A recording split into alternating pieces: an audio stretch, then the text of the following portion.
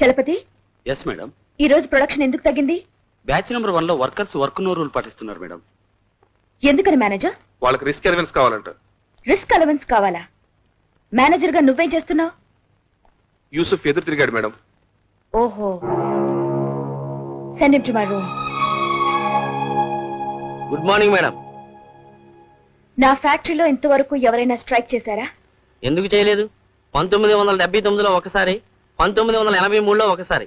నేను ఎండీగా చార్జ్ తీసుకున్నాక స్ట్రైక్ జరిగిందా? జరగలేదు. రీజన్ తెలుసా నీకు? నేను చెప్తాను. మామూలుగా మన రైటర్స్ రాస్తుంటారు, ఆడదంటే ఆదిశక్తి అని. నువ్వెప్పుడైనా అలాంటి వాక్యాలు చదివావా? చదివాను. నేను ఆ టైప్, ఆదిశక్తిని. అభిమానించానంటే నెత్తి మీద పెట్టుకుంటా, అవమానిస్తే అడ్రస్ లేకుండా చేస్తా. మీరంతటి వారని మాకు తెలుసు, కానీ మాకు కావలసింది ఇస్తున్నారా లేదా అది చెప్పండి. మీరు అడిగిందల్లా ఇచ్చి నా ఫ్యాక్టరీలో వచ్చే లాభం శాతం తగ్గించుకోమంటావా?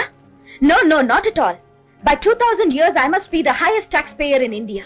సరే, 1992లో మేము స్ట్రైక్ చేయక తప్పదు. ఏం చేస్తారో చేసుకోండి. ఆగు. Miss Bhavani, bring the file.